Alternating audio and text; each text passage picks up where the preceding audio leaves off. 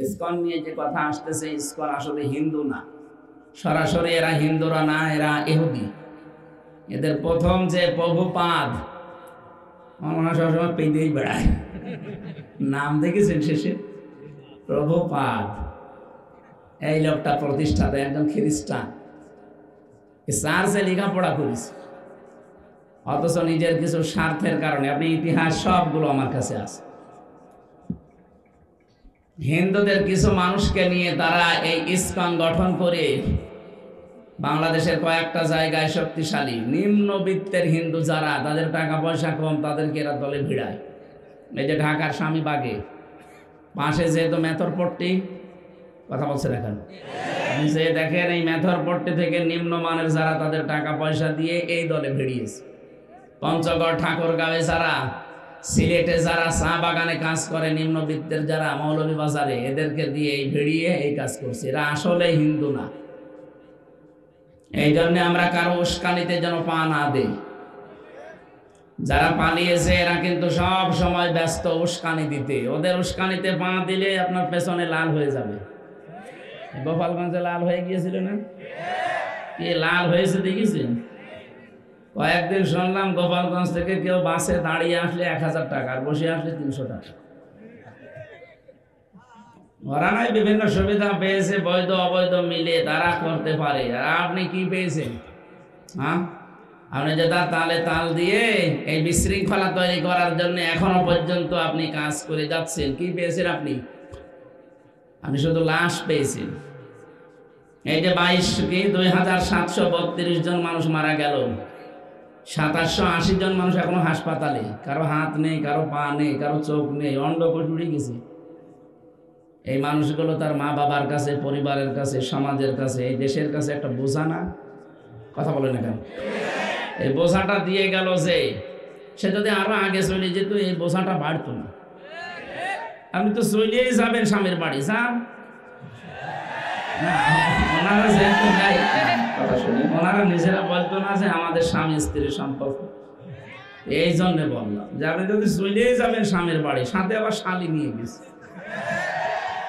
যান, আপনি আরো কিছু নিয়ে যান, ছেলে মেয়ে যা এদেশে জন্মিয়েছেন সব নিয়ে যান। তা আপনি আমাদের বোঝা দিয়ে গেলেন কেন?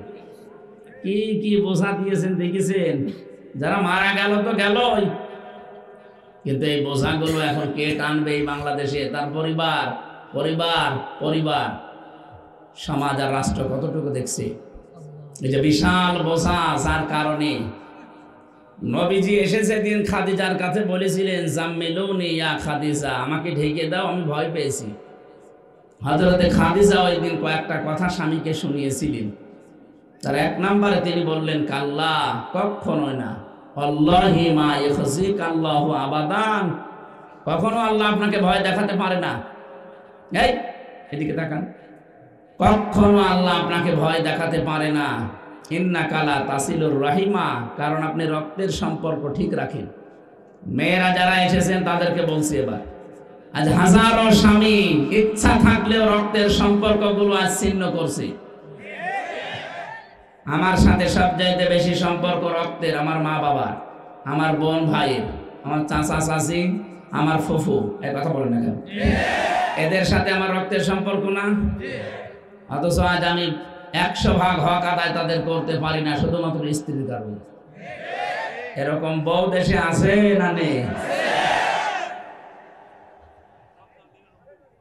অথচ নবীজির স্ত্রী খাদিজা ডাক দিয়ে বলছে, স্বামী আপনি ভয় পাবেন না। কেন ভয় পান? আপনি তো রক্তের সম্পর্ক ঠিক রাখেন। এই জন্য রক্তের সম্পর্ক যারা ঠিক রাখবে তাদের কোনো ভয় নেই। তাদেরকে জিন পরি পৃথিবীর কোনো ভয় তাদের অন্তরে আল্লাহ জায়গা দেবে না, থাকলে আরো দূর করে দেবে। এই জন্য আমরা আহ্বান জানাবো, যার যার সাথে যে সম্পর্ক আছে আরো অটুট করবেন। কারণ রেহেম এটা আল্লাহর কুদরতি পা ধরেছিল। আল্লাহ পাককে ডাক দিয়ে বলে, রব্বুল আলামিন, বিভিন্ন জিনিস তো তুমি তৈরি করলে, তার দায়িত্ব বলে দিলে, তে আমার সম্পর্কে কিছু বললে না। আল্লাহ পাক ওই দিন তাকে জানিয়েছে, রেহেম, হে রক্তের সম্পর্ক, আত্মীয়তা, দুনিয়াতে যারা তোমার সাথে সম্পর্ক রাখবে, আমি আল্লাহর সাথে তাদের সম্পর্ক থাকবে। আর তোমার সাথে যদি কেউ সম্পর্ক কাট করে দেয়, আমার সাথে তার সম্পর্ক আর থাকবে না, কাট হয়ে যাবে। এদেশে আজ কত আলেম ওলামা, ইমাম সাহেব, কত সাধারণ জেনারেল মানুষ দেখেন, হাজারো পীরেরও এই অবস্থা পাবেন, নিজের আপনজনের সাথে মিল নেই। বাংলাদেশে বহু পীর সাহেবকে দেখছি, তার আপন ভাই, চাচাতো ভাই, সৎ ভাই মামলা দিয়েছে জমি জায়গার কারণে, এখনো হাইকোর্টে মামলা চলছে। আপনি কি করবেন বলেন তো? নিজের আপন ভাইয়ের সাথে আপনার মিল নেই। আর ইসলামের কোনো কারণে যদি হয় সেটা মেনে নেওয়া যায়। দুনিয়ার কোনো স্বার্থ নিয়ে আপনি নিজের আপন বোনকে দেখতে পারেন না, ওই বোন জমি চেয়েছে এই কারণে দেখতে পারেন। এক কথা বলছেন এখন? আপনাকে মনে করছেন শুধু সুব্বা গায়ে দেওয়া, নামাজ পড়া আর রোজা রাখা ইবাদত, ওইটা আরো বড় ইবাদত। ওইটা না করলে বিভিন্ন ভয় আপনার কাছে এসে জমা হবে। স্ত্রী অভয় দিচ্ছে, ভয় পাবেন না, আপনি তো রক্তের সম্পর্ক ঠিক রাখেন। তাহলে আজ আমাদের স্ত্রীগুলো খাদিজার মতো যদি হতো, আমরাও পারতাম, সম্ভব হয়তো আজ আমাদের মা বাবাকে আলাদা করে দিতাম না। বিভিন্ন জেলায় এখন বৃদ্ধাশ্রম তৈরি হচ্ছে, নাউজুবিল্লাহ। বৃদ্ধাশ্রম বানানো জায়েজ নেই। গত কয়েকদিন আগে কিশোরগঞ্জ গিয়েছিলাম, কিশোরগঞ্জ থানা, নীলফামারী জেলা। আমার নিয়ে গেল বৃদ্ধাশ্রম দেখতে। এই কোলে 20 জন মা বাবা, এই কোলে 20 জন বসে আছে। ওদের চোখের দিকে তাকিয়ে মনে হচ্ছে প্রত্যেকেই ছেলে মেয়ের জন্য বড়দোয়া করছে। কেন? ওদের মতো আমার ছেলে মেয়ে নেই। শেষ বয়সে এসে একটু শান্তিতে থাকবে, নাতি নাতগর নিয়ে একটু আনন্দ করবে না, এই বউটার কারণে এই সন্তান শেষ পর্যন্ত রেখে এসেছে বৃদ্ধাশ্রমে। মা বোন যারা এসেছেন, যদি মনে করেন আমি তো নামাজ পড়ি, রোজা রাখি, কালো বোরকা পরি, আমি জাহান্নামে যাবো, যাবেন মানে আপনি যেই বসে আছেন, আপনি তো জাহান্নামে চলে গেছেন অলরেডি। আমি সাবধান করছি, এ মাহফিল এমনি এমনি দেয়নি। আমরা যদি সতর্ক হতে না পারি, এ মাহফিল 3 দিন না 3 বছর একাধারে হলেও কোনো কাজ হবে না। বলেন না কেন? না, আশা করছি আপনি সংশোধন হবেন। অনেক ভালোবাসে আপনাদের মেয়েদিকাংশ মেয়েদের, হ্যাঁ হুজুর আমাদের বিরুদ্ধে বলে। আরে যাকে ভালোবাসা হয় তাকে সংশোধন করা হয় বেশি, শাসন করা হয় বেশি। এই জন্য আহ্বান জানাচ্ছি, নবীর স্ত্রী খাদিজার মতো, এটা হাদিস, বিশ্ব নবী জানিয়েছেন, কোন স্ত্রী লোক যদি চায় যে আমার স্বামী বেশি দিন বেশি থাক, তার হায়াত বেড়ে যাক, তার সম্পদ, তার সন্তান, তার সম্মান, প্রভাব প্রতিপত্তি আরো বেড়ে যাক, বিশ্ব নবী বলেন সেই স্ত্রী যেন মাঝে মাঝে তাকিদ দেয়, স্বামী তুমি আর যাই করো অন্তত রক্তের সম্পর্কগুলো ঠিক রাখো। নিজের বোন আসলে কত রকমের কত কিছু করেন, স্বামীর বোন বাড়িতে আসলে কয় আপনার তো এরকম তোড়জোড় দেখা যায় না। আমি কি বেশি বলে ফেললাম? এই জন্য আশা করছি আপনি নবীর স্ত্রী খাদিজার মতো এই কথা আমাকেও বলবেন যে স্বামী ভয় নেই, আপনি তো রক্তের সম্পর্ক ঠিক রাখেন, ভয় পান কেন? 2 নাম্বারটা বলার জন্য আমি হাদিসটা বলেছিলাম, তাহমিলুল কাল্লা। বিশ্ব নবী বলেন আমার স্ত্রী আমাকে অভয় দিচ্ছে, স্বামী ভয় পাবেন না, আপনি তো মানুষের বোঝা বহন করেন, মানুষের ঋণের বোঝা, দুঃখের বোঝা, কষ্টের বোঝাগুলো আপনি বহন করে দেন, হালকা করে দেন বোঝা, আপনি ভয় পান কেন? এখানে মানুষের বোঝা যারা হালকা করে, বোঝা যারা বহন করে দেয়, বোঝা যারা নামিয়ে দেয়, এই মানুষগুলো নবীর উম্মত, তাদের ভয় নেই। অথচ 15.5 বছরে যারা দায়িত্বে ছিল, তাকান এওসি সাহেব সহ কত বোঝা আমাদের মাথার উপরে দিয়ে গেছে। বিনা কারণে একজন মানুষকে ধরে নিয়ে মিথ্যা মামলা দিয়ে, মিথ্যা সাক্ষী দিয়ে বছরের পর বছর জেলে রেখে দিয়েছে, আবার টাকা দিয়ে তারা ছাড়িয়ে দিয়েছে। এই যে বিশাল বোঝা দিয়ে গেলেন আমার বাবার মাথার উপরে, ঋণের বোঝা, কষ্টের বোঝা, কত রকমের পেরেশানির বোঝা আপনি দিয়েছিলেন, নিজেই বলেন তো। এখন আপনাকে জানলে বোঝাগুলো দিচ্ছে এমনি না, ওর শোধ চলছে। একটা উপন্যাস পড়েছিলাম বিশ্ববিদ্যালয়ে থাকতে, ওর নাম হচ্ছে দেখ কেমন লাগে। তাই আমার যখন আদালতে তুলতো মাওলানা মামুনুল হক, আমির হামজা, এদের মাথায় দড়ি দিয়ে, ডান্ডা বেড়ি দিয়ে, আবার ওখানে নিয়ে যাওয়ার পরে হাতে হ্যান্ডকাপ পেছনে লাগিয়ে দিত, মনে হচ্ছে গরু টেনে নিয়ে যাচ্ছে। এখন যখন ব্যারিস্টার সুমনকে দেখি, এই যে দরবেশ বাবারে দেখি, তখন মনে হয় দেখ কেমন লাগে। যদিও আমরা চাই না এগুলো, সম্মানিত মানুষ তারা, কিন্তু সম্মান তারা নিজেরাই নষ্ট করেছে। আপনি বলতে পারতেন না যে আলেমদের অন্তত একটু সম্মান দাও? এই যে পেছনে কারারক্ষী বসে আছে লুৎফর রহমান, যার দাওয়াতে এসেছি, এই লোকটাও অনেক ছোটখাটো চাকরি করে, তো জেলার সুপারের ওপরে তো না, একজন কারারক্ষী নায়ক। তাও চেষ্টা করেছে বহু বাঁচানোর, কিন্তু অতটুকু ক্ষমতায় তো পারে না। জেলারও হিন্দু, সুপারও হিন্দু, দেবদুলাল সুব্রত বালা, নাম শুনে বলছে আল্লাহ বলি। ওর কাছে আলেমে কি আর জালেমে কি সবই সমান। যত উপর থেকে আদেশ দিত যে এদের কড়াকড়ি করবা, তত বেশি করত।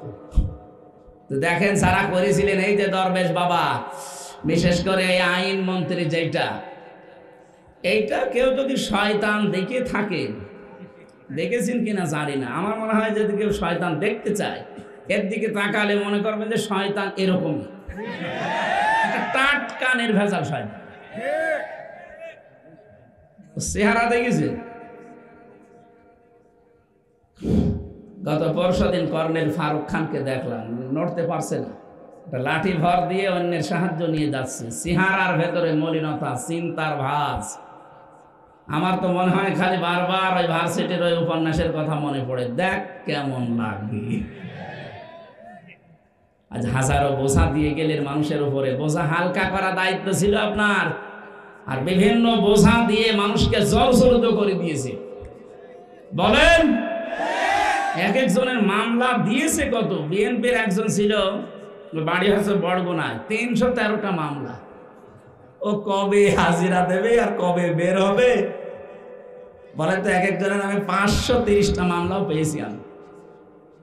কি আশ্চর্য, কি তৈরি করেছিল, মনে হচ্ছে যে কিয়ামত পর্যন্ত আর কিছু হবে না, কিন্তু ওপরে একজন বসে নেই। আল্লাহ পাক বলেন, ওয়ামাকারু মাকারা ওয়া মাকারনা মাকারা ওয়া হুম লা ইয়াশউরুন। সূরা নম্বর 19 নাম্বার পারা 20 নাম্বার পৃষ্ঠার 5 নাম্বার লাইনের 50 নাম্বার আয়াতে আছে। এটা আধুনিক যে তাফসীরগুলো পাওয়া যাচ্ছে এখানে পাওয়া যাবে। আল্লাহ নিজে জানাচ্ছেন, ওরা ষড়যন্ত্র করেছিল, হে নবী আমি নিজে কৌশল অবলম্বন করেছিলাম, কিন্তু ওদের বুঝতে দেইনি। তাহলে কাফেররা করে ষড়যন্ত্র, আর আল্লাহ পাক ওদের এগেইনস্টে যেটা অ্যান্টিভাইরাস হিসাবে করে, ওইটার নাম কৌশল। নাম কি? আল্লাহ কি কৌশল করলেন দেখেন। আয়াতের পরবর্তীতে আল্লাহ জবাব দিচ্ছেন, যদিও এটা 1500 বছর আগে, আমার মনে হচ্ছে 2024 সালের 5 আগস্ট এটা নাযিল হয়েছে। ফাতিলকা বুয়ুতুহুম খাবিয়াতাম বিমা যালামু।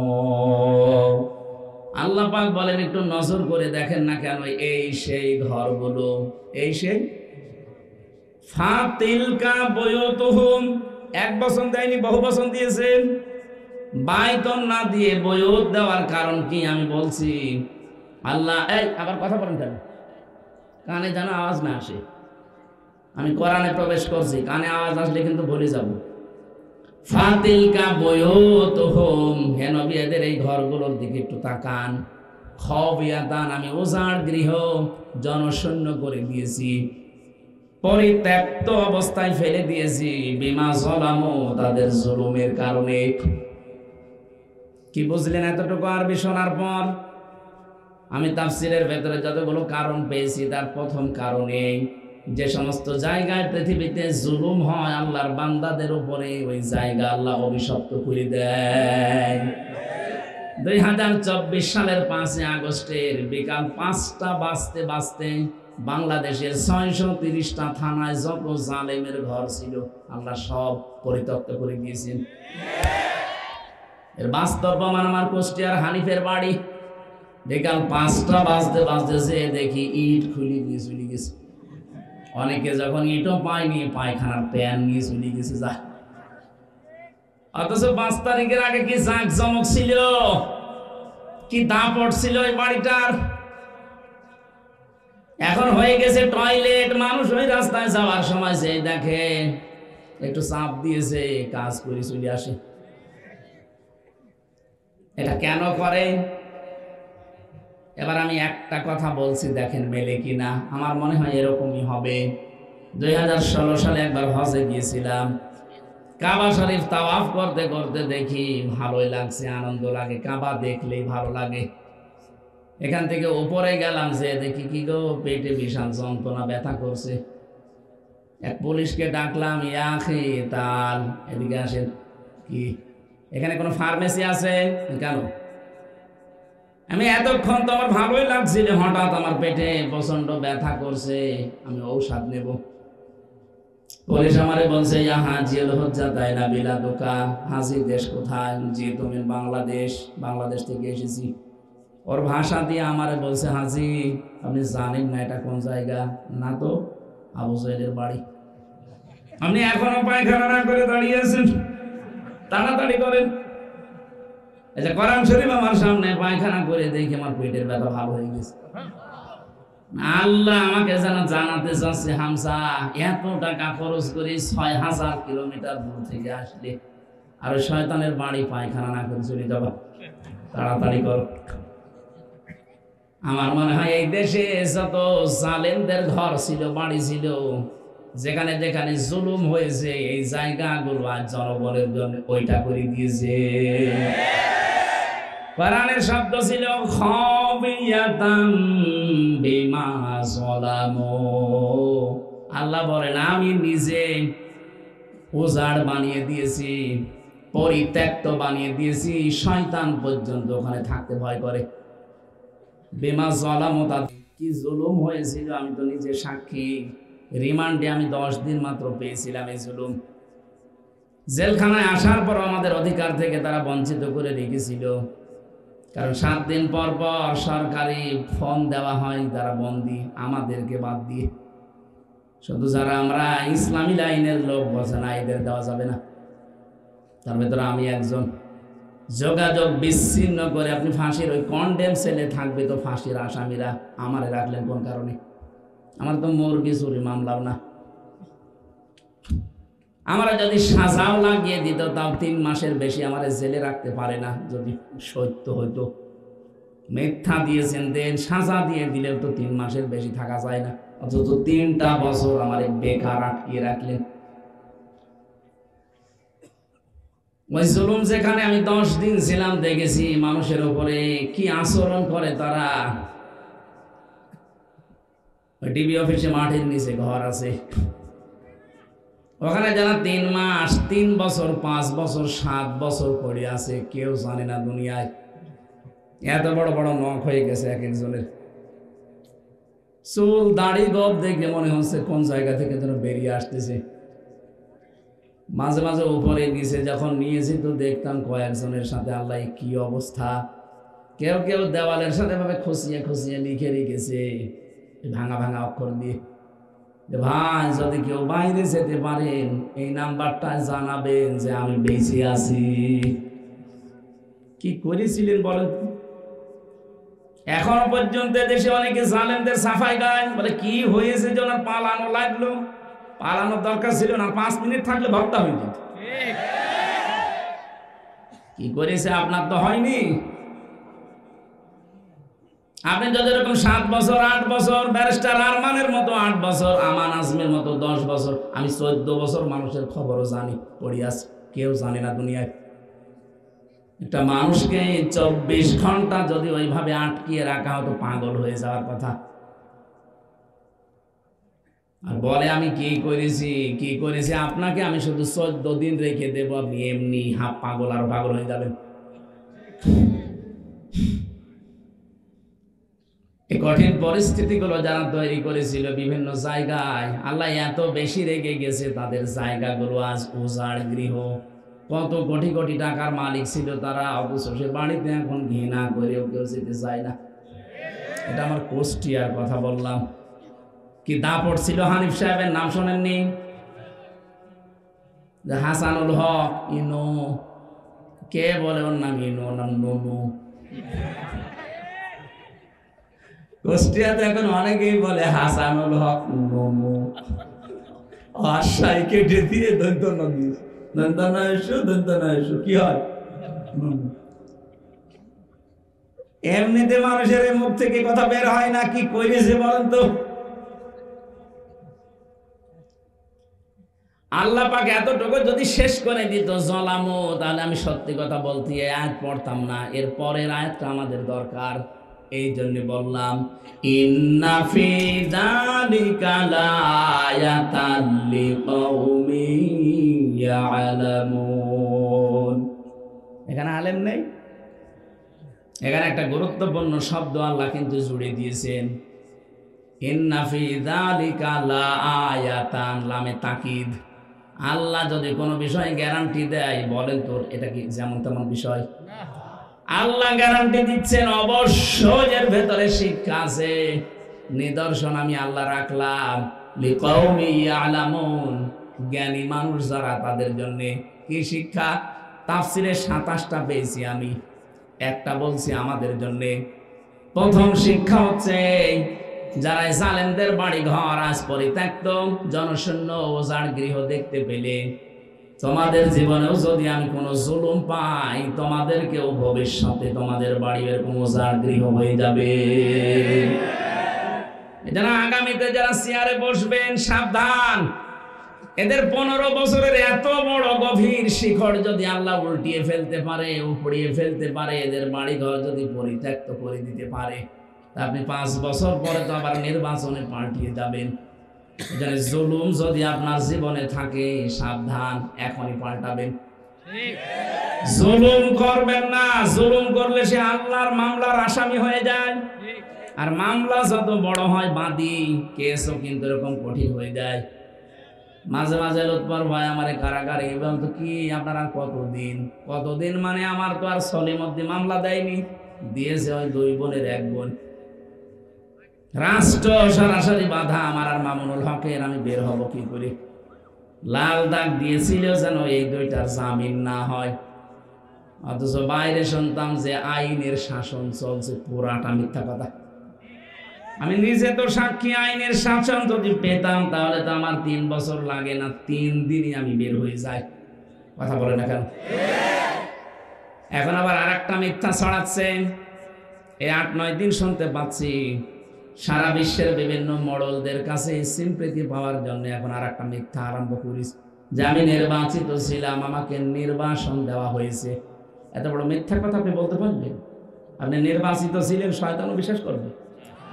15.5 বছরে নির্বাচিত হয়নি, আপনি নির্বাচিত কি করে হইলেন? কারণ নির্বাচিত মানুষ হয় যে পদ্ধতিতে, তার নাম নির্বাচন। ঘোড়াকেও যদি জিজ্ঞাসা করেন, ঘোড়া এ 15.5 বছরে কোনো নির্বাচন হয়েছে, ঘোড়াও হাসবে যে কি বলে। পৃথিবীর কোন মানুষই বিশ্বাস করে না এখন আর যে বাংলাদেশে 15.5 বছরে নির্বাচন হয়েছে। হ্যাঁ হয়েছে, নির্বাচনের নামে প্রহসন। কথা বলে না কেন? নির্বাচনের আগে যদি আপনি ঘোষণা দিয়ে দেন নিজের মন মতো 154 জন, দিনের ভোট যদি রাতে করে ফেলেন, কিসের নির্বাচন করলেন আপনি? আরে মিথ্যা এখন ছড়াচ্ছেন যে আমি নির্বাচিত ছিলাম। আরে নির্বাচিত হওয়া লাগে নির্বাচনের মাধ্যমে। নির্বাচন যে হয়নি তার প্রমাণ আমার সাথে ওসি ছিল, এই যে জানে মজ্জে ফাঁসির ওই কন্টেম ছেলে, আমি উপরে, উনি 3 তলায়, মাঝে মাঝে আসতো আমার কাছে, হুজুর আমি একটা তওবা করেছি, দেখেন তো আমার তওবা কোন কায়দার। বলে যে নির্বাচন গেল ওই সময় বাইরে ছিলাম, আমার দল বল যা আছে এদেরকে নিয়ে রাত 12টার পরে আমি ভোট কাটা আরম্ভ করলাম। ফজর পর্যন্ত কাজ কাম করে বাক্স ভর্তি করে পাঠিয়ে দিলাম জায়গা মতো। ফজরের আজান দিলে গোসল করার পর ওযু করে 2 রাকাত নামাজ পড়লাম। এরপরে বললাম আস্তাগফিরুল্লাহ, হুজুর আমার তওবা হয়েছে। না, আপনি তো আল্লাহর কাছে দোষ করেননি যে আস্তাগফিরুল্লাহ পড়বেন, আপনি দোষ করেছেন হামজার কাছে। কথা বলেন না কেন? একটা এমপি বানাতে 3.5 থেকে 4 লাখ মানুষ লাগে, সবার রায় আপনি একাই দিয়ে দিলেন। না, আপনারে তাওবা হয়নি, আপনাকে 3.5 লাখ 4 লাখ হামজার কাছে আগে যে মাপ চাওয়া লাগবে। কিন্তু ভয়ঙ্কর বিষয়, এই কয়েক বছরের ভেতরে অনেক হামজা দুনিয়া থেকে মরে গেছে, আপনি তাদের পাবেন কোথায়? এই জন্য জালেমদেরকে যারা টিকিয়ে রাখার জন্য চেষ্টা করে, শুধু জালেমের কপাল নষ্ট হয় না, যারা সাহায্য করে তাদের কপালও পুড়ে যায়। এই 15.5 বছরে জালেমদের যারা সহযোগী ছিলেন, জালেমদের যারা সাহায্য করেছেন, আপনার দুনিয়াও শেষ, আখিরাতও শেষ। আখিরাত যে শেষ কেন বলছি? আমার নিজের মামলা দিয়ে বললাম না যে আমার মামলার যদি সত্যি কোনো সলিমত দিয়ে দিত, ওর কত টাকা লাগবে? আমি আকিস গ্রুপের খতিব ছিলাম, কয় টাকা লাগবে আপনার? যা লাগবে ওরা তাই দিত। কিন্তু এমন মানুষ মামলার বাদী, ও টাকা পয়সা দিয়ে হবে না। এই জন্য মামলার বাদী যত বড় হয়, মামলা তত কঠিন হয়। জালেম, শত কথা বলছি না, জালেমদের বিরুদ্ধে কিন্তু আল্লাহ নিজে মামলা দায়ের করবে। কোরআনে কারীম সূরা শূরা 25 নম্বর পারা 6 নম্বর পৃষ্ঠার 13 নম্বর লাইনের 42 নম্বর আয়াতের প্রথম অংশে আছে, যত তাফসীর বাংলাদেশে পাওয়া যায়, যত ভাষায় পাওয়া যায়, সব তাফসীরে একই বক্তব্য আছে। মানে বাংলা, ইংরেজি, উর্দু, ফার্সি যা দেখবেন, আরবি টু আরবি সবগুলোর সামারাইজ এটা। ভার্সিটি থাকাকালীন আমি প্রতিটা এক জায়গায় করেছিলাম, ইন্নামাস সাবিলু আলাল্লাযিনা ইয়াযলিমুনান নাস। অবশ্যই আমি আল্লাহ নিজে মামলা দেব, আমি কেস করব। শব্দ দেখছেন? আমি নিজে কেস দেব, নিজে মামলা দেব, অভিযোগ দায়ের করব তাদের বিরুদ্ধে যারা মানুষ হয়ে মানুষের উপরে জুলুম করেছে। আল্লাহ কিন্তু ইয়াজলিমুন আল মুসলিমুনা দেয়নি, যে মুসলমানদের উপরে যারা জুলুম করেছে। ইয়াজলিমুন আন নাস, বুঝতেছেন? নাস মানে কি শুধু মুসলমান? নাস মানে মানুষ। মানুষ হয়ে মানুষের উপরে যারা জুলুম করছে, করবে মানে ইয়াজলিমুনা, এটা মোজারে, বর্তমান, ভবিষ্যৎ, প্রেজেন্ট, ফিউচার, দুইটা কাল দিয়ে আল্লাহ শব্দটা বানিয়েছেন। আল্লাহ বলেন এখন যারা করছে, ভবিষ্যৎ বলতে কিয়ামত পর্যন্ত এই আয়াতটা থাকবে না? থাকবে না? যারা করবে জুলুম তারা কিন্তু আমার হামজার আসামি না, এরা মামলার আসামি। কার? একটু বিবেক দিয়ে ভাবেন, আল্লাহর মামলার আসামি, অথচ নিজেই তিনি বিচারপতি, নিজেই মামলার বাদী। কে আপনাকে মাফ করবে? খালাস দেওয়ার কোনো কায়দা নেই। 3 বছরে যেমন আমরা খালাস পাইনি, অথচ এই স্বাধীনতা যুদ্ধের পর, এই যে 5 তারিখের পর মামলা আমিও তুলেছিলাম। জজ সাহেব এভাবে দেখে বলছে, কি দেখে মামলা রায় দেব, কোনো মাল নেই, যান খালাস দিয়ে দিলাম। বলতে গেলাম যে স্যার এই মামলা তো 3 বছর আপনার কাছে ছিল, তখন তো বললেন না কোনো মাল নেই, তখন বলতেন না জামিন হবে না, এখন বলছেন খালাস দিয়ে দিলাম একেবারে বেকসুর। উনি এই কথা বলতো যে হুজুর আমার কিছু করার নেই, আমার হাত বাঁধা ছিল। কথা বলে না কেন? এদেশে 1628টা চেয়ার আছে, শুধু একটা চেয়ারের হাত খোলা ছিল, বাকি যতগুলো চেয়ারে ওসি সাহেব পর্যন্ত প্রত্যেকের হাত বাঁধা ছিল। এখন হালকা হাত খুলেছে, জজ সাহেবের যেমন হাত খুলে এখন একেবারে যা পাচ্ছে সব বেকসুর খালাস দিয়ে দিচ্ছে। আমরা চাই বাংলার জমিনে কারো হাত যেন আর বাধা না থাকে, সবার হাত থাকবে আবু সাইদের মতো খোলা। তাহলে অন্তত ন্যায় বিচার পাওয়া যাবে। আর কাঙ্ক্ষিত মানের ন্যায় বিচার পেতে হলে কোরআনের শাসন লাগবে। আমার হাকামা বিহি আদালা, তোমরা যদি ন্যায় বিচার 100 ভাগ কায়েম করতে চাও, ফাঁক ফোকর না রেখে, তাহলে কোরআনের ব্যবস্থা লাগবে। কোরআন ছাড়া 100 ভাগ ন্যায় বিচার কায়েম করা সম্ভব না। এজন্য আমি যেটা বলতে চাচ্ছিলাম, জুলুম যারা করেছেন তাদের পরিণতি আল্লাহ যা করলেন, এত বড় শিকড় আল্লাহ যদি কেটে দিতে পারে। আপনি দেখেছেন একটা দারোয়ান থেকে একেবারে সংসদ পর্যন্ত প্রতিটি জায়গায় তাদের লক সেট করা ছিল। এখন যারা ওসি, এসপি, ডিসি এগুলো সব কণ্ঠাসা হয়েছিল। আমি বর্ষার দিনও গিয়েছিলাম নাটোরের এসপির কাছে, সেদিন মৌলভী বাজারে গিয়েছিলাম, নাটোরের নাম মৌলভী বাজারের এসপির কাছে, ওটা আমার জেলার ছেলে। ওনারাই 15.5 বছর পর্যন্ত ছিল কোণঠাসা হয়ে, সব বৈষম্যের শিকার ছিল। আল্লাহ এখন তৈরি করে দিয়েছে জায়গাগুলো। এ মানুষগুলো এখন যেহেতু হাত খোলা, সামনে যারাই আসবে, আমার যতটুকু বাস্তবতা দেখলাম, বিশেষ করে প্রশাসনে যারা আছে তাদের জন্য একটা আলাদা বিভাগ করা দরকার। ওরা কারো কমান্ডে চলবে না, ওদের নিজেদের কমান্ড নিজেরা মানবে, তাহলে এই দেশে ন্যায় বিচার হবে।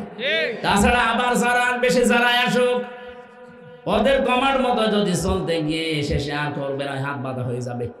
এজন্য ওদের জন্য বিভাগে আলাদা করে দেওয়া দরকার। ওদের মন মতো ওদের আইজি থেকে শুরু করে কনস্টেবল পর্যন্ত চলবে, কোনো কিছু লাগবে না।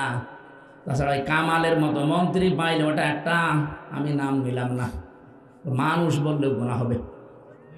আমি তো মাঝে মাঝে পেপারে দেখতাম 24 ঘন্টার মনে হয় 24 ঘন্টা একটা আল হয়ে থাকে, মনে হয় মধু খায়, খালি লাল পানির উপরে আছে। এই জন্য আমি যেটা বোঝাতে চাচ্ছি, বারবার বিভিন্ন এসপি সাহেব আমারে কল দিয়ে, আজকেও 2 জন দিয়েছিল, বাংলাদেশের বিভিন্ন এসপি ওসি তো দিচ্ছেই।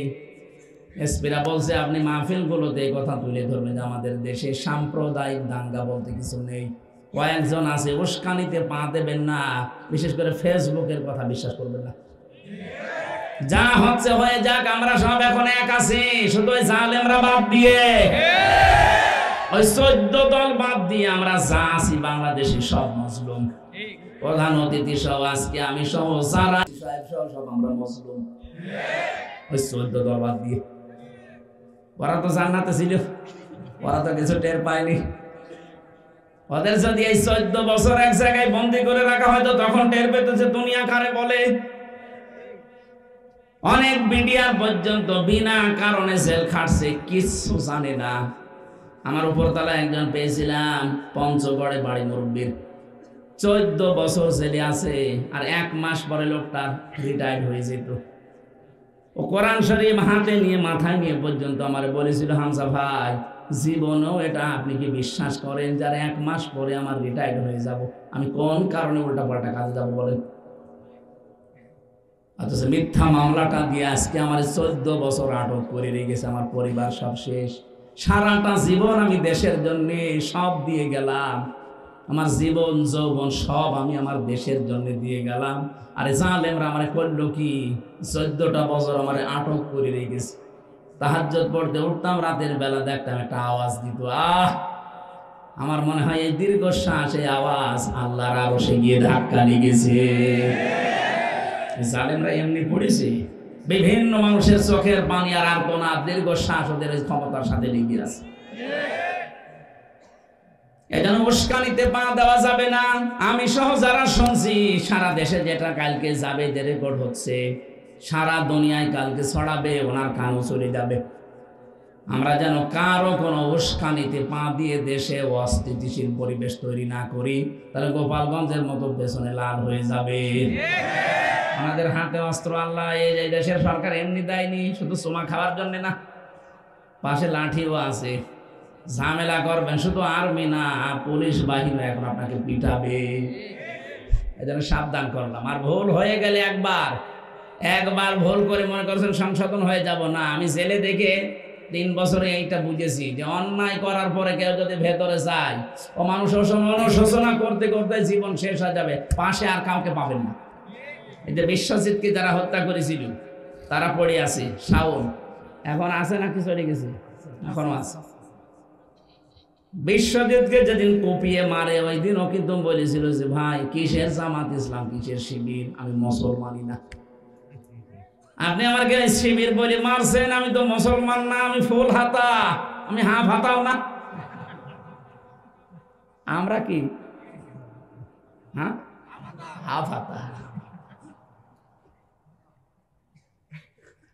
এই শব্দটা শুনেছিলাম আমি জেলখানায় থাকতে।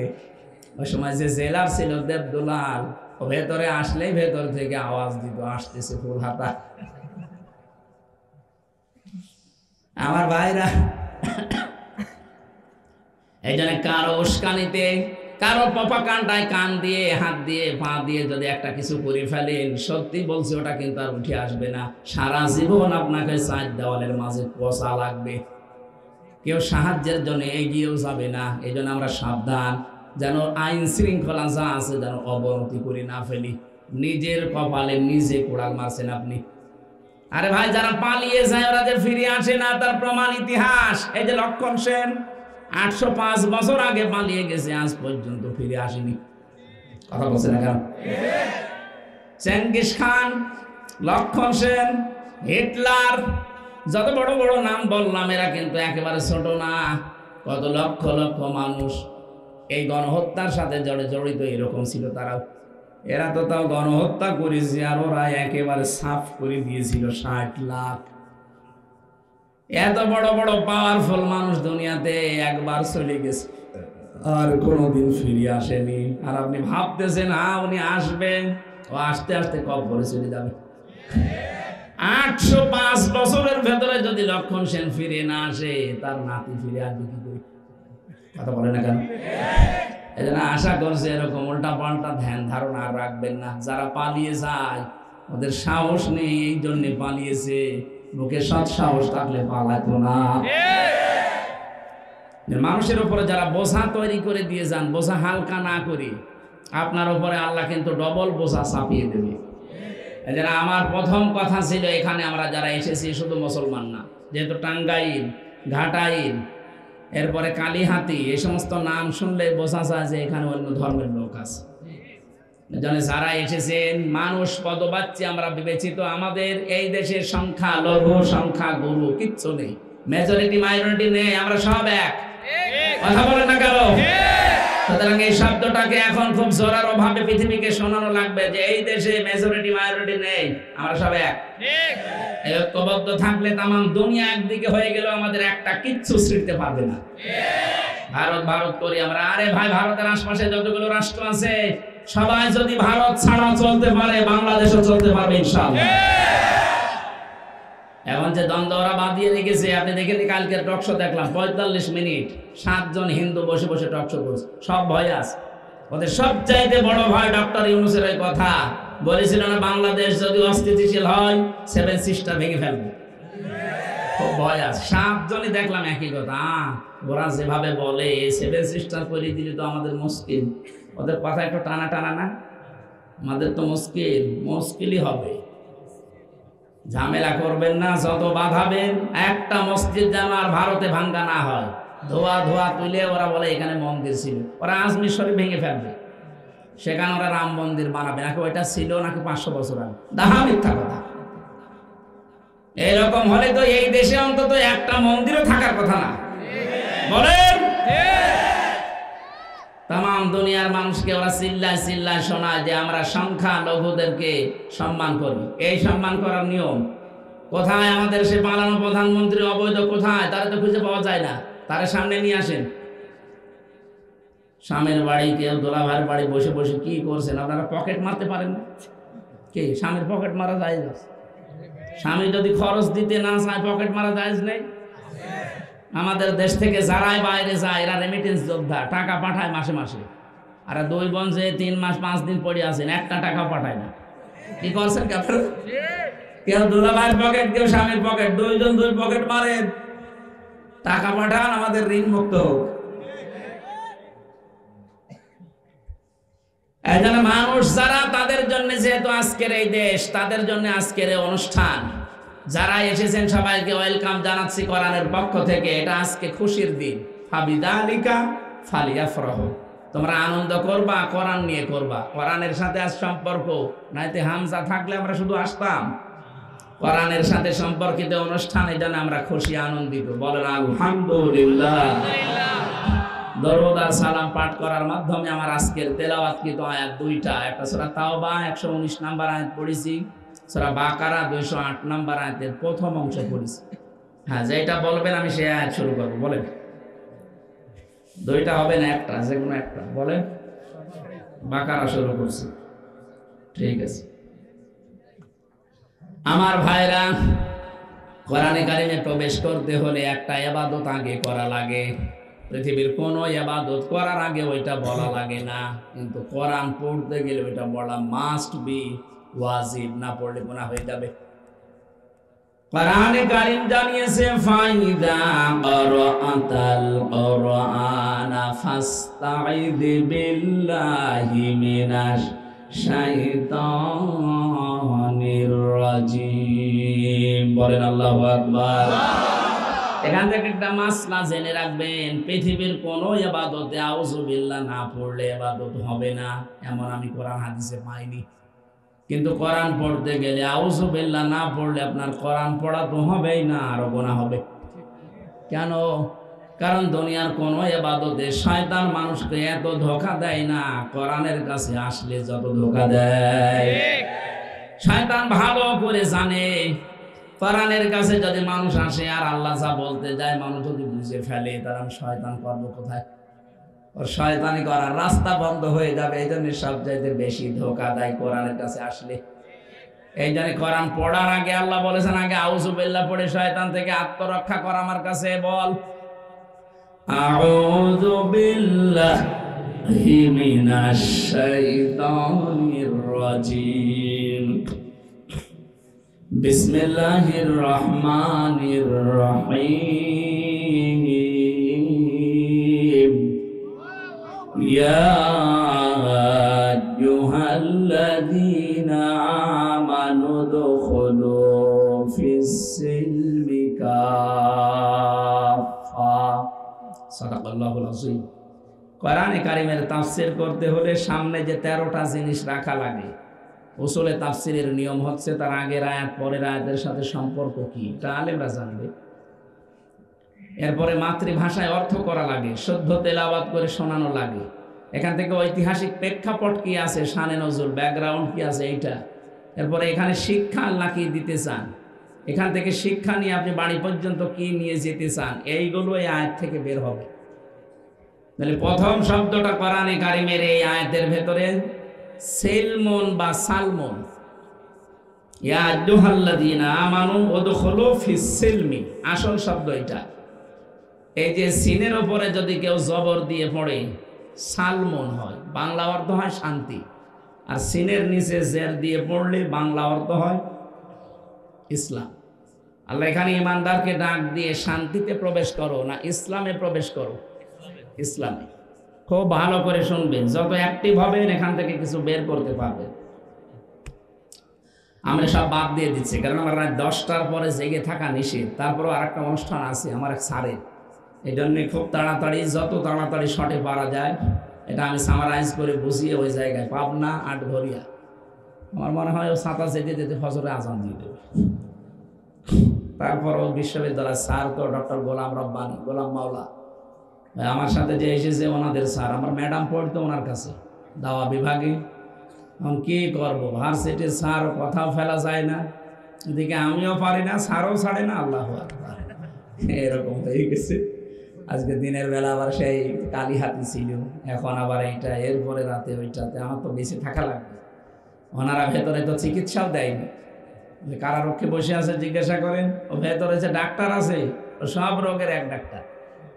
আপনি যে কথাই বলেন, কেউ যদি বলে আমার মাথা ব্যথা ও যা দেয়, কেউ যদি বলেন নুনু ব্যথা। আমি একজন পেয়েছিলাম নিচতলায় থাকতো, ওর সেই লজ্জাস্থান ফুলে এইরকম মোটা হয়েছে। ও মহিলা ডাক্তার তো, যে বলছে যে ম্যাডাম এই দেখেন, ও এরকম হয়। ওই ছেলে এসে আমাদের কাছে বলছে, হুজুর আমি দেখালাম বের করে যে এই দেখেন কি, ও ম্যাডামে আমরা বলছে যে ওই রকম হয়। কি করবো বলেন তো, এ তো কমে না ফোলা। ভেতরে বুঝলাম যে যেরকম ডাক্তার 10,000 মানুষ সাহায্যের মিলে, ডাক্তার একটা করবে কি, যে যা যায় ওই একই করে দিবে। এই জন্য মাথা ব্যথাও যা, পেটে ব্যথাও যা, অন্য ব্যথাও যায়, সব ব্যথার একই পড়ি। আমাদের চিকিৎসা আসলে ভেতরে ছিল না, আমার অবস্থা খুবই খারাপ ছিল। আলেমদের সাথে ছিলাম, যেহেতু মাওলানা মামুনুল হককে একটু কড়াকড়ি, আমারও কড়াকড়ি, মাথা থেকে শুরু করে বলে যে ডায়াবেটিস হয়ে গেছে, 19 চলছে ডায়াবেটিস। অথচ ভেতরে যাওয়ার আগে আমার ডায়াবেটিস কি এরকম জানতামই না।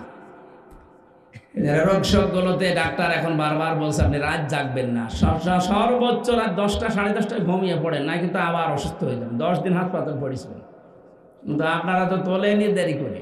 মাদ্রাসার মাহফিলগুলো বেশিরভাগ হয়, এরা তোলে কালেকশন রাত 9টা 10টায় তোলে, শেষে 11টা 11:30 বেজে যায়। আগামীতে মনে করছি আল্লামা সাইদি সাহেবের মতো নিয়ম করে নেব, মাহফিল নিলে এসার পরে তুলে দেবেন, রাত 10টায় মাহফিল শেষ। এটা যদি কেউ করতে পারে তার মাহফিল দেব, তাছাড়াও ছাতা দিয়ে আমার তো বেঁচে থাকা লাগবে। যে গরু দিয়ে চাষ করে খাবেন, গরুই যদি মরে যায় কি করে চাষ করবে? এই জন্য আমার ভাষা লাগবে। আমি সামারাইজ করছি, তাফসীর করতে গেলে 1-2 ঘন্টা 5 ঘন্টা, যত কথা এক একটা শব্দে, যার যত যোগ্যতা বেশি সে তত তথ্য ওখান থেকে বের করতে পারে। তা আমরা দেখি কত দূর পারি, আমি তো ছোট মানুষ। আল্লাহ ডাক দিয়েছেন এখানে ইমানদারকে, কোনো বেঈমানকে ডাক দেননি। এই জন্য বেঈমান যদি থাকেন আপনি চলে যান, কারণ আপনার জন্য এটা না। ওই যে দুইজন চলে যাচ্ছে বেঈমান, যাক এই বেঈমান দুটো চলে যাচ্ছে, ওদের জন্য যেহেতু আজকে না, আজ আবার বসে পড়েছে। বসেন বসেন। আগে আমরা আয়াতের প্রথম শব্দের একটু তাফসীর শুনি তো। নবীজিকে জিজ্ঞাসা করছে, হে নবী, আল্লাহ যে 89 জায়গায় ইয়া আইয়ুহাল্লাযীনা আমানু, ওহে যারা ঈমানের দাবিদার তারা শোনো, এই কথা বললেন। আমার যে ঈমান আছে আমি কিভাবে টের পাবো? নবীজি বললেন, ইদা সাররাতকা হাসানাতুকা ওয়া সাআতকা সাজ্জিআতুকা ফাআনতা মুমিন। যখন তোমার ভালো কাজগুলো তোমাকে আনন্দ দেবে, অন্যায় কাজ করলে তোমার ভেতর থেকে একটা বাধা আসবে, তখন বুঝবে তোমার ঈমান আছে। জেলখানায় যেতে সবচাইতে বেশি কষ্টে ছিলাম, সবচাইতে বেশি কষ্টের ভেতরে আপনাদের লুৎফর প্রথম দিন যাওয়ার পরে আমারে খাবার দিয়েছিল। ওখানে কেউ কারো না, ভেতরের অবস্থাটা এরকমই। 4 দেওয়ালের মাঝে তো একটা বাইরের কাউকে পেলে মনে হচ্ছে যে একেবারে বাবাকে পেয়েছি। বড় ভাইয়ের মতো আচরণ করেছিল, আলহামদুলিল্লাহ। অনেক খোঁজ খবর নিয়েছে আমার ম্যাডামের বাড়ি, মা বাবা। ভেতরেও যতটুকু পেরেছি, আল্লাহ যেন সর্বোচ্চ প্রতিদান তাকে দান করেন। আর তার কারণেই কিন্তু আজকে আমার এখানে আসা। তাছাড়া আমার এখানে আজকে আসার কথা ছিল না। আমাদের এখন যিনি ডিএমপি কমিশনার, ঝিনাইদা বাড়ি, সাজ্জাদ হোসাইন, এ স্যার পর্যন্ত ডেট চেয়েছিল ওনার ঝিনাইদা, আমি দিতে পারি না, স্যার আমার খালি নেই। তো স্যারের কথা আপনাদের শোনা লেগেছে। আমার মনে হয় আপনারা কি নারাজ নাকি? ঠিক আছে, তাহলে আপনার ঈমান আছে, আপনি হাদিস থেকে থার্মোমিটার দিয়ে মাপ দিয়ে নেন। ভালো কাজ দেখলে আপনার ভালো লাগবে, অন্যায় দেখলেই ভেতর থেকে একটা বাধা প্রাপ্ত হবেন। যদি এটা হয় তাহলে বুঝবেন আপনার ঈমান আছে, আর যদি না হয় বুঝবেন আপনার জুব্বা টুপি দাড়ি থাকলে ঈমান নেই। এবার একটা হাদিস বলছি, عن أبي سعيد الخدري رضي الله تعالى عنه قال قال النبي صلى الله عليه وسلم من رأى منكم منكرا فليغيره بيده فإن لم يستطع فبلسانه فإن لم يستطع فبقلبه وذلك أضعف الإيمان رواه البخاري। বুখারী শরীফের হাদিস। হযরত আবু সাঈদ থেকে বর্ণিত, নবীজি বলেন, যখন কোনো অন্যায় কাজ দেখবা, শরীয়ত বিরোধী, মানবতা বিরোধী, তখন হাত দিয়ে বাধা দিবা।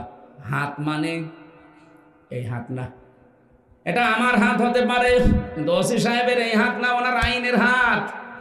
এক কথা বলছেন না, এটা পাওয়ারের হাত, ক্ষমতার হাত, আইনের হাত, টাকা পয়সার হাত, এই গ্রামে প্রভাব প্রতিপত্তির হাত। অন্যায় দেখলে আপনি ওইটা বাধা দেবেন আপনার আইনের দ্বারা, হাতের দ্বারা, ক্ষমতার দ্বারা, প্রভাব দিয়ে। ওসি সাহেবের জন্য হাতের অন্যায় বাধা দেবে কি দিয়ে? মানে বাইরে থেকে যে দেখছে কনস্টেবল একজনকে ধরে পিটাচ্ছে, ওনার কিছু করা লাগবে না, শুধু যদি সামনে যেয়ে দাঁড়ায় বলে, ওই বেটা কি করিস, এমনি বন্ধ হয়ে যাবে। কারণ ওনার যে চেহারা, ওনার যে চেয়ার, ওইটার একটা দাম আছে না নেই? চেয়ারটা আল্লাহ ওনাকে দিয়েছে, এটা ওনার আমানত। এই আমানতটা ব্যবহার করা লাগবে ওই জায়গায়। তাহলে ওই জায়গায় অন্যায় দেখার পর উনি যদি আরো খুশি হয়, তাহলে উনি নামাজ পড়ে আসলো, রোজা রেখে আসলো, হজ করে এসেছে, সব আছে, কিন্তু ওনার ঈমান নেই। ওনার নাম দিয়ে উদাহরণ দিলাম এই কারণে, সারা দেশে যে যেখানে আমরা আছি, অন্যায় দেখলে সেটা শরীয়ত বিরোধী, সমাজ বিরোধী, মানবতা বিরোধী যদি হয়, সাধ্য মতো আপনার হাত মানে আইন, ক্ষমতা, পাওয়ার, শক্তি, এগুলোর দ্বারা বন্ধ করা লাগবে। এটা যদি আপনার আয়ত্তে না থাকে যে আমি পারলাম না, তাহলে প্রতিবাদ করা লাগবে মুখ দিয়ে। এইটাও যদি অপারগ হয়ে যান, না পারেন, তাহলে অন্তরে দ্বারা ঘৃণা করা লাগবে, আর পরিকল্পনা করা লাগবে কি করে অন্যায় বন্ধ করা যায়। নবীজি বলেন, যালিকা দাফুল ঈমান, আদা ইসমে তাফসীল। এইটাও যদি কেউ না করে, আল্লাহর নবী বলেন তার ঈমান নেই, ওটা একটা বেঈমান। আর 15.5 বছরে কত জুলুম, কত অত্যাচার, নির্যাতন হয়ে গেল। কত বড় বড় পীর সাহেবকে দেখেছি, ওরা শুধু ঘোমটা দিয়ে বসে আছে, কিন্তু অন্যায়ের প্রতিবাদ করে নাই। আপনার তো ইমানই নেই, কিসের পীর আপনি? এটা সর্বনিম্ন পর্যায়ে ইমানের, যে অন্যায় দেখলে মনে মনে ঘৃণা করা লাগবে। হাত দিয়ে না পারেন, মুখ দিয়ে না পারেন, ঘৃণা তো করবেন, আর আপনি খুশি হতেন। এই যে মাইজ ভান্ডারের যে পীরটা নসিবুল বশর মইজ ভান্ডারী, এই অন্যায় দেখার পরে প্রতিবাদ করা দূরের কথা, জালেমদের সাথে মিশে আরো খুশি হইতো। কথা বলে না কেন? এদেশে 48,000 পীর, অন্তত কম বেশি যদি ফয়জুল করিম, রেজাউল করিম এদের মতো হুঙ্কার দিত, এদেশের বহু অন্যায় বন্ধ হয়ে যেত। তারা 2 জন আর মিলে কি করবে? এরকম 48,000 পীর যদি একবারে বের হয়ে বলতো আমরা এটা বন্ধ করতে চাই, আলেমদের অত্যাচার, এমনি জালেমরা বন্ধ করে দিত। আগুন লেগে যেত দেশে। না, উনি বসে বসে জিকির করছে, হো হো, কি হবে তোর হো হো? তাতে ইমানই নেই। অন্যায় দেখলে যদি কেউ হাত দিয়ে না পারে, মুখ দিয়ে না পারে, অন্তরে যদি পরিকল্পনাও না আটে, বলেন তো এই হাদিস অনুযায়ী তার ইমান আর আছে? এখানে আল্লাহ এখানে কোন বেঈমানকে ডাক দেননি, দিয়েছে কাকে?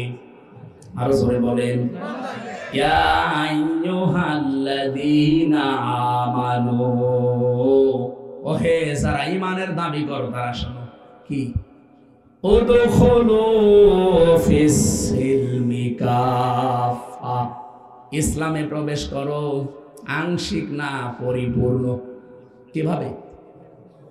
এবার আমার প্রশ্ন আপনার কাছে, যদি মন দিয়ে শুনে থাকেন, আমি কিন্তু প্রশ্ন করবার পরে। আল্লাহ বলেন পরিপূর্ণভাবে ইসলামে প্রবেশ করো। আপনি যে পরিপূর্ণভাবে ইসলামে প্রবেশ করেছেন তার প্রমাণ কি? 5টা প্রমাণ আছে।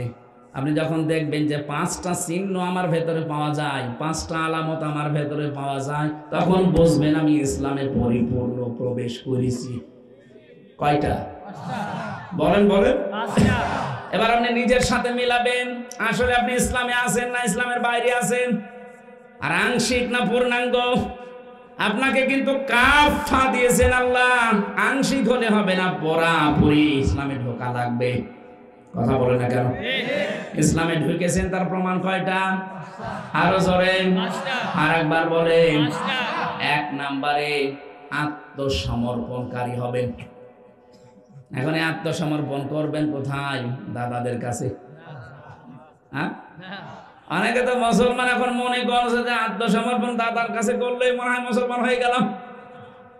আত্মসমর্পণ কিভাবে করা লাগে? আমাদের পিতা, জাতির পিতা, যেটা আল্লাহর ঘোষণা দেওয়া, বানানোটা না, আল্লাহ যেটা বানিয়েছেন তার নাম হযরত ইব্রাহিম আলাইহিস সালাম। তিনি কিভাবে আত্মসমর্পণ করেছেন তাকান। এই তথ্যটা আছে সূরা বাকারা 1ম নাম্বার পারা 19 নাম্বার পৃষ্ঠার 7 নাম্বার লাইনের 131 নাম্বার আয়াতের প্রথম অংশে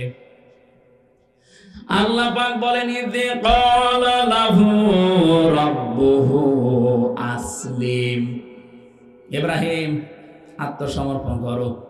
হযরত ইব্রাহিমের সময় গাছের মাথায় বসে কোড়াল দিয়ে কাঠ কাটছিলেন, ডাক দিয়ে বলে, মাবুদ এখানে আত্মসমর্পণ কি করে করব? আল্লাহ ওখানেই জবাব দিয়েছেন যে গাছের মাথায় বসে কোড়াল দিয়ে খাতনা করো। মানে খাতনা করার পরে ডাক দিয়েছেন, ক্বালা আসলামতু লিরাব্বিল আলামিন, মহাবিশ্বের পালনকর্তা আল্লাহর সামনে আমি সারেন্ডার হয়ে গেলাম। আমার নিজের মন বলতে আর কিছু নেই, আল্লাহ যা বলে ওইটাই আমার কাজ। তাহলে আত্মসমর্পণ করবেন, আল্লাহর বিধান যেখানে যেটা পাবেন প্রশ্ন ছাড়া। কথা বলেন না কেন? আমি কি এইরকম মান অর্জন এখনো করেছি? আমি এই মানে এখনো যেতে পেরেছি যে আমার মন মতো আমি কাজ আর করি না, আমি যেখানে যা করি দেখি আমার আল্লাহর বিধান আছে কিনা।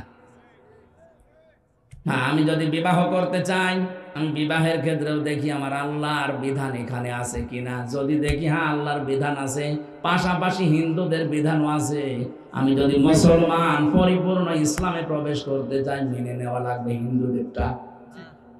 হিন্দুদেরটা বলেন বলেন। পাশে যে ইসলাম আল্লাহ আপনাকে দিয়েছে যে প্রবেশ করো, ইসলামে প্রবেশের প্রথম নিয়ে যাবে তো আপনার পরিবার দিয়ে শুরু হচ্ছে। তাহলে বিয়ে শাদী করতে গেলে এখন থেকে ইসলামের নিয়ম হচ্ছে বরযাত্রী খাওয়ানো, হ্যাঁ, অলিমা খাওয়ানো, অলিমা। অথচ আমাদের এখানে 100 জনের বিয়ে অলিমা হয় না, হয় শুধু বরযাত্রী। গায়ে হলুদ দেওয়া, বরযাত্রী নিয়ে 100, 150, 200, 500 খাওয়ানো, এটা কিন্তু হিন্দুদের রীতি। ইসলামের রীতি হচ্ছে ছেলের বাড়িতে অলিমা বা বউ ভাত যেটা বলি এইটা হবে। আরো দরকার মেয়ের বাড়ি থেকে 100-150 মানুষ নিয়ে আনবেন, নিজের আত্মীয় আরো 150 মানুষ নিয়ে 200-300 মানুষের খাবার ছেলের বাড়িতে করা লাগবে। এটার নাম ইসলাম, অলিমা। এই অলিমা নেই, এখন হয়ে গেছে সব বরযাত্রী। তাহলে আজকে থেকে আমি ইসলামে প্রবেশ করে ফেলেছি, জীবনে আর কোনোদিন বরযাত্রী যাব না। কারা কারা যাবেন হাত তোলেন তো। জানে যে এলাকায় বরযাত্রীর সিস্টেম আছে না নেই? আর ভাই একটা মেয়েকে 18 বছর, 20 বছর, 22 বছর, 25 বছর পর্যন্ত তার পেছনে ভালোবাসা দিয়ে, শ্রম দিয়ে, খাওয়া দাওয়া দিয়ে পর্যন্ত করে আপনার হাতে তুলে দিল, এইটাই তো অনেক কিছু। কারণ এই মেয়েটার থেকে সারা জীবন ওই মা বাবার কোনো উপকার পাবে না। কি কিছু পাবে? ওই মেয়েটা আপনার সন্তানের বাচ্চা পেটে নেবে, সারা জীবন আপনার ছেলের খেদমতে আছে, বাড়িতে থাকবে, কই তার মা বাবার তার কোনো কাজে লাগলো না, খালি মানুষ করে আপনাকে দিয়ে দিল। এরপরও 150, 200, 500 মানুষ খাওয়ানো লাগবে, আপনি কি জালেম? যদি বেশি আপনার খুব আবেগ থাকে, 200, 500 মানুষ মেয়ের বাড়ি থেকে নিয়ে আসবেন, অলিমা করে তাদেরকে খাওয়াবেন। আজকে থেকে সিদ্ধান্ত নেওয়া লাগবে যে আমি ইসলামে যখন প্রবেশ করছি, কোনোদিন আমি আর ইসলামের বাইরে, যেহেতু বরযাত্রী, আমি আর যাবো না। আমি অলিমার দাওয়াত দিলে আসি, কথা বলে দেখেন। এর বড় বরযাত্রী যাবেন কারা? আমার মনে হয় ওয়াজ মনে হয় আজকে শেষ। এইটাও যদি মেনে নিতে পারেন, হাজারো মেয়ের বাপ অন্তত একটু বাঁচবে। বারবার বলছি, কারণ আমার ছেলে নেই, আমার 3টা মেয়ে, আমার তো বাঁচা লাগবে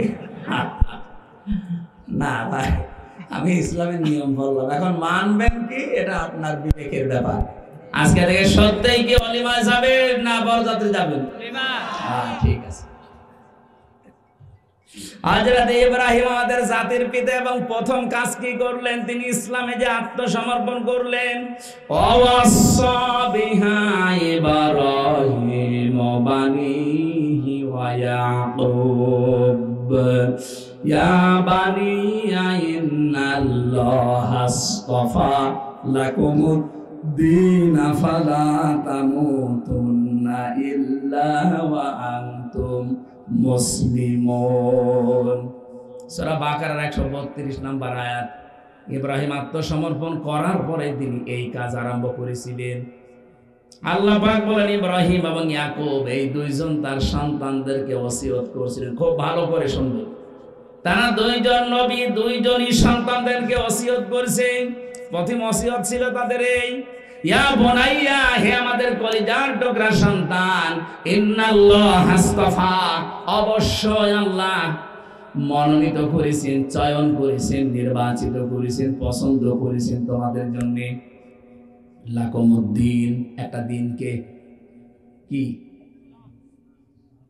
এখানে লাকুমুদ্দিন পর্যন্ত বলেন, তোমাদের জন্য একটা দিনকে আল্লাহ মনোনীত করেছেন। এই দিন মানে রাতের পরে যেটা আসবে ওইটা বলেন। আল্লাহ পাক বলেন এই দিন কাকে বলে জানো? ইন্নাদ-দীনা ইনদাল্লাহিল ইসলাম। আমার কাছে একটা দিন মাত্র পছন্দনীয়, তার নাম ইসলাম। 4,500 ধর্ম এখন দুনিয়ায় আছে।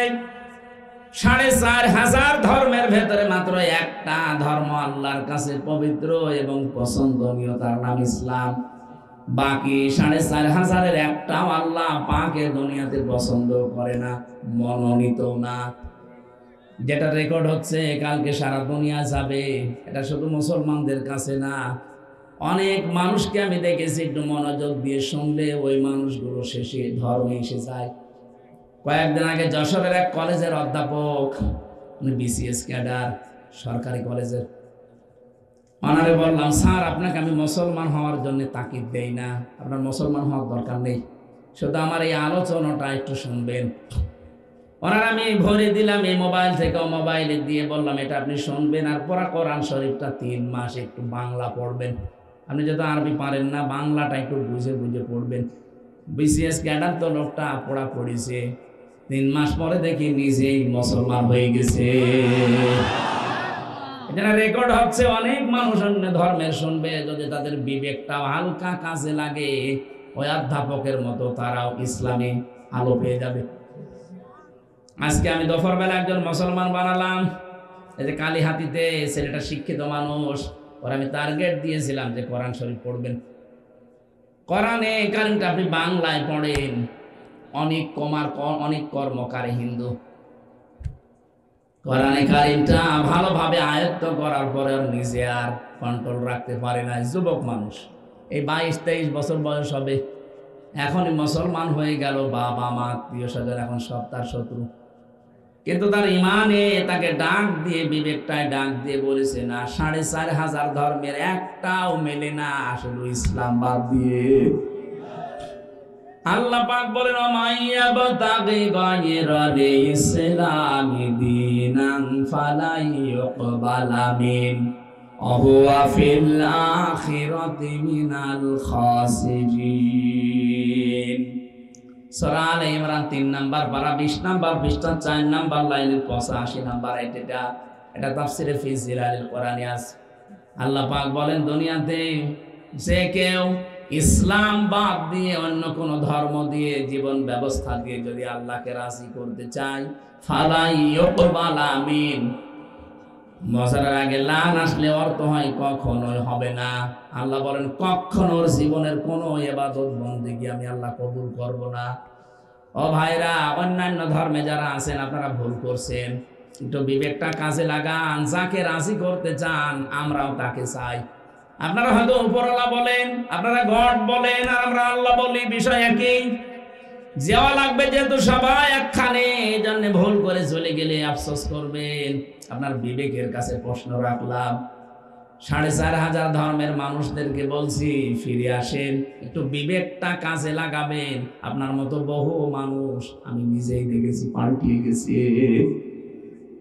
লরেন বুথ, টনি বেলারের শালিকা, এ মেয়েটা অনার্স মাস্টার্স করা, পিএইচডি ডিগ্রি নেওয়া হোল্ডার। এ মেয়েটা এসেছিল ইরানের তেহরান বিমানবন্দরে। খ্রিস্টানরা তাকে কোটি কোটি ডলার দিয়ে পাঠিয়েছে যে মুসলমানদের ইমান ধ্বংস করা লাগবে। ওই রকম পোশাক আশাক নিয়ে এসে নেমেছে। একজন মুসলমানকে ডাক দিয়ে বলছে এদিকে আসেন, আমি মুসলমান হব না, কিন্তু আমি ইসলাম জানতে চাই। কি পড়লে ইসলাম জানা যাবে সেই বই আমারে দেন। আপনারা কেউ যদি বলে যে আমি মুসলমান হব না কিন্তু ইসলাম জানতে চাই, তার অধিকার আছে না? কি দেবেন আপনি বলেন? মুসলমান শুধু কোরআন শরীফ দেয়নি, 6টা হাদিস গ্রন্থ দিয়েছে, তাফসির দিয়েছে। লরেন বুথ পুরাটা পড়েছে, তাও পড়ার মতোই আনা কম জানা কম না, বুঝে বুঝে পড়েছে। 53 জায়গায় লাল দাগ দিয়েছে। সংবাদ সম্মেলন করে বলছে মুসলমানেরা গ্যারান্টি দেয় তাদের কোরআনে লা রাইবা ফি কোনো ভুল নেই। আমি 53 জায়গায় ভুল ধরতে পেরেছি। সাংবাদিকরা আনন্দ নিয়ে এটা প্রচার করবে, কারণ খ্রিস্টান সাংবাদিক। ডাক দিয়ে বলছে কি আপনি কি পেয়েছেন? আমি কি পেয়েছি এটা পরে বলি, আমি কিন্তু মুসলমান হয়ে গেছি আজকে। কি বলেন আপনি? তামাম দুনিয়ায় খ্রিস্টান ধর্মের মানুষ বেশি, আর আপনি নিজেও একজন খ্রিস্টান, আর আপনি একজন মুসলমান হয়ে গেলেন। মানে মুসলমানের কোরআনে আমাকে আজ 3 বছর আগে তুলে দিয়েছিল, পুরাটা আমি একেবারে বুঝে বুঝে বুঝে বুঝে পড়েছি। শেষে দেখলাম 53 জায়গায় লাল দাগ দিয়েছি। ঠিক যেখানে লাল দাগ মারি দেখি তার পরের আয়াতের জবাব আল্লাহ 1500 বছর আগে দিয়ে দিয়েছে। আমার নিজের জীবনের ভুল ধরা পড়ে গেছে। এখন আমি আর ধর্মেই থাকলাম না, আমি কালেমা পড়ে মুসলমান হয়ে গেছি। এত বড় শিক্ষিতা মেয়ে লোক যদি শুধু কোরআনে কারিম 3টা বছর স্টাডি করে নিজের ধর্ম বাদ দিতে পারে, আমাকে আমি গ্যারান্টি দিচ্ছি আপনি একটু বিবেকটা কাজে লাগাবেন। আমি জোর করি না, কারণ আমাদের ধর্মে জোর নেই। কথা বলে না কেন? এটা একটা ব্যক্তিগত ব্যাপার। আমাদের ধর্মে লা ইকরাহা ফিদ্দিন, কোনো জবরদস্তি নেই। কিন্তু একটু পড়েন, একটু বুঝে বুঝে পড়ার চেষ্টা করেন, আপনাকে বাধ্য হবেন আপনি এই ধর্মে ফিরে আসতে। কারণ দুনিয়ার কোন ধর্ম আল্লাহ পাক নিজে বানাননি, ওগুলো সব মানুষের বানানো। আমাদের জাতির পিতা ইব্রাহিম এবং ইয়াকুব, এই দুইজন নবী তার সন্তানদেরকে ইসলামে প্রবেশ করার প্রথম ধাপ শেখাচ্ছেন, যে আল্লাহ পাক মনোনীত করেছেন একটা দিন, তার নাম আরো জোরে, এটা বাদ দিয়ে অন্য কোন দিন দিয়ে আল্লাহকে পাওয়া যাবে না। সুতরাং তোমরা সাবধান। ওয়া ফিল আখিরাতি মিনাল খাসিরিন। ইসলাম বাদ দিয়ে যারা বিয়ে করেন, ইসলাম বাদ দিয়ে যারা ব্যবসা করেন, ইসলাম বাদ দিয়ে যারা বাণিজ্যে যান, সবগুলো মাঠে মারা যাবে, একটা ইবাদত হিসাবে কবুল হবে না। অথচ নামাজ যেমন ইবাদত, বিয়ে শাদী ওই রকম ইবাদত। এই কথা বলছেন না? ব্যাংকিং ব্যবস্থা অনেকে আমরা বুঝি না, অথচ ব্যাংকিং ব্যবস্থা ইবাদত। এই যে অর্থনীতি, এটা ইবাদত না?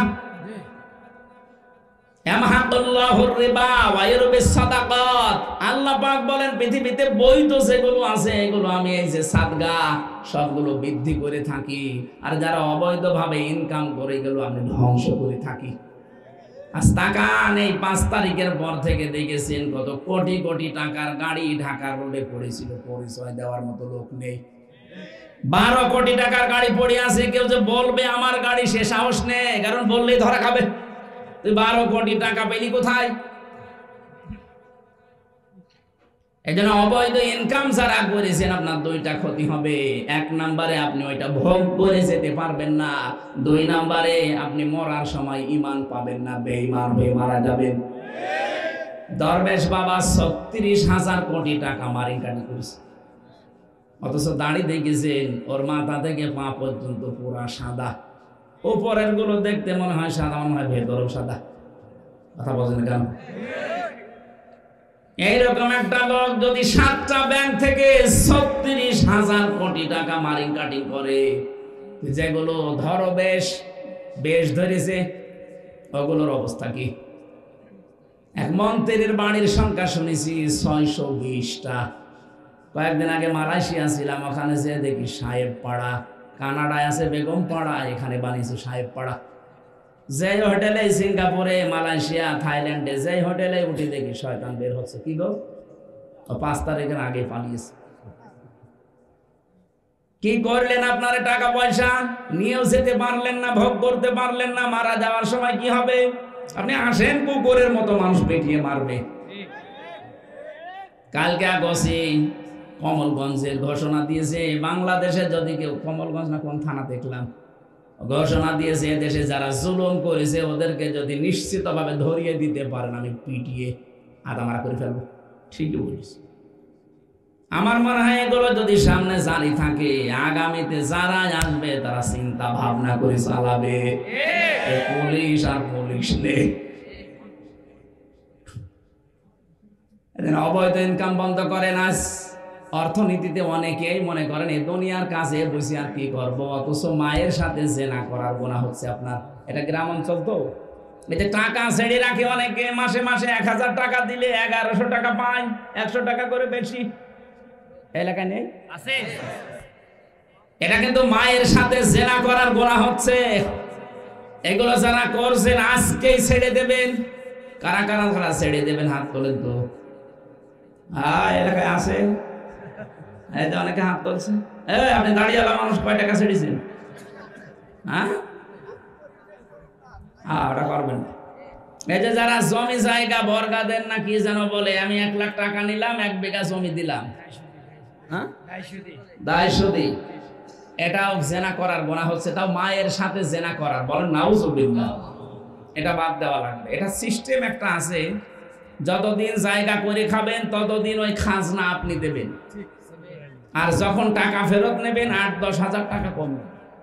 1 লাখ টাকা যদি নেই, 2 বছর 5 বছর চাষ করছে, 5 বছর পরে 1 লাখে 5,000 10,000 টাকা, 8 থেকে 10,000 এটা কম নেওয়া লাগবে। আমি জানি আপনি মানবেন না, বলবেন লস হয়ে যায়। আর একটা পদ্ধতি আছে, একটা জমি 1 বিঘা দিয়ে দিলেন, বছরে বছরে 8-10 হাজার টাকা তাকে দেওয়া লাগবে। এটা ঠিক আছে, কারণ 1 বছরে 1 বিঘা জমিতে 8-10 হাজার টাকা কামাই করা খুব কঠিন না। এই কথা বুঝতেছেন? আর একটা আছে খাই খালাসি বলে, খেয়ে দে শোধ। আমি 1 বিঘা জমি দিলাম, আপনি 8,000 10,000 টাকা দিলেন, টাকা আর ফেরত দেওয়া লাগবে না, খেয়ে দে। এটা আছে, এইটা করবে, এইটা আছে। আর দ্বিতীয় নম্বর যেটা বললাম এইটা করে, কিন্তু প্রথমটা করতে গেলে 2টা শর্ত মানা লাগবে। হয় টাকা আপনি খাজনা দিয়ে দেবেন, আর 8,000 10,000 যখন ফেরত নেবেন তখন কম নেবেন। অর্থনীতির ভেতরে যে মুশারাকা, মুদারাবা, মুরাবাহা, বায়ে সালাম, বায়ে ইস্তেসনা, বায়ে মুআজ্জাল, বায়ে ওয়াহেদা, কতগুলো নিয়ম আছে ইসলামী অর্থনীতিতে, আমরা অনেকে জানি না, মনে করি এগুলো দুনিয়ার কাজ, কি করবে না, এটা জানা লাগবে। ইসলামী অর্থনীতি এটা ইবাদত, আপনার নামাজের মতো। এক কথা বলেন না, রাজনীতিও ইবাদত, রোজা রাখার মতো। খালি নামাজ রোজা ইবাদত, আর বাকিগুলো দুনিয়ার কাজ। কে বলেছে? ওসি সাহেব 8টা ঘন্টা যদি ডিউটি করে, মনে করবে আমি 8 ঘন্টা নামাজে দাঁড়িয়ে আছি। ওনার পর 8 ঘন্টা না, ওসি দেওয়া, পুলিশের তো 24 ঘন্টায় ডিউটি। আমার মনে হয় পুলিশ 24 ঘন্টায় ইবাদতের সওয়াব পায়, যদি সঠিকভাবে দায়িত্বটা পালন করে। আল্লাহ রাব্বুল আলামিন, ইসলামে আমি প্রবেশ করেছি, তার প্রথম হচ্ছে আমি দিন মতো চলবো পুরাটা, আমি আত্মসমর্পণকারী। 2 নাম্বার আমার ইখলাস লাগবে। কি লাগবে? 3 নাম্বার আমার আকীদা শুদ্ধ হওয়া লাগবে। 4 নাম্বারে আমার চরিত্র উন্নত হওয়া লাগবে। 5 নাম্বারে আমার লেনদেন স্বচ্ছ থাকা লাগবে। অনেক ফেরেশতার মতো মানুষ দেখতে হয়, দোকানে বাকি খেয়েছে, জীবনে আরো সামনে দিয়ে যায়, রাস্তায় পাল্টিয়ে ফেলে। না, লেনদেন স্বচ্ছ থাকা লাগবে ভাই। এই 5টা বিষয় দুনিয়ায় আপনি দেখাতে পারেন, তাহলে আপনি বিশ্বাস করতে পারেন যে হ্যাঁ, আমি ইসলামে প্রবেশ করেছি। আল্লাহ আমাদেরকে আয়াতটা বাস্তব জীবনে সেট করার জন্য তৌফিক দেন, আমিন। আর স্যারের ওই অনুষ্ঠান না হলে সত্যি আমি আরো চালাতাম, অনেক সময় হয়ে গেছে, আজকের মতো মাপছি। হ্যাঁ, ও টাকা পয়সার কথা আমি হ্যাঁ বুঝলাম। এরা যেহেতু মাদ্রাসার মাহফিল, তো এটা এতিমরা আছে এখানে, এতিমের মাথায় হাত দিলে যে কয়টা চুল পড়ে অতগুলো সওয়াব হয়। এজন্য যারা টাকা পয়সা দেওয়ার নিয়ত করেছিলেন, এনেছেন, অনেক সময় দিতে পারেননি, এই যে তাড়াতাড়ির কারণে আপনারা দিয়ে যাবেন ভাই। দেখলেন, টাকার কথা বললে মানুষের আর মন পাওয়া যায় না, কি আশ্চর্য। এই যারা যাচ্ছে ওদের কাছে, অথবা এখানে দায়িত্ব নিয়ে দিয়ে যাবেন, কিন্তু এ বিশাল আয়োজনে অনেক খরচ হয়েছে, আপনি না দিলে আগামীতে এরা সাহস হারিয়ে ফেলবে, আর দেবে না, তখন গান দেবে। আশা করছে আপনি দিয়ে যাবেন, এরকম যতটুকু সামর্থ্য আছে। কোরআনের প্রচারে যদি আপনার টাকা খরচ না হয়, যে আপনি টাকা খরচ করবেন কোথায়? সামর্থ্য থাকলে অবশ্যই আপনার কাছে দাবি আছে, দিয়ে যাবেন। আল্লাহুম্মা আমিন। লা ইলাহা ইল্লা আনতা সুবহানাকা ইন্নী কুনতু মিনাজ জালিমিন।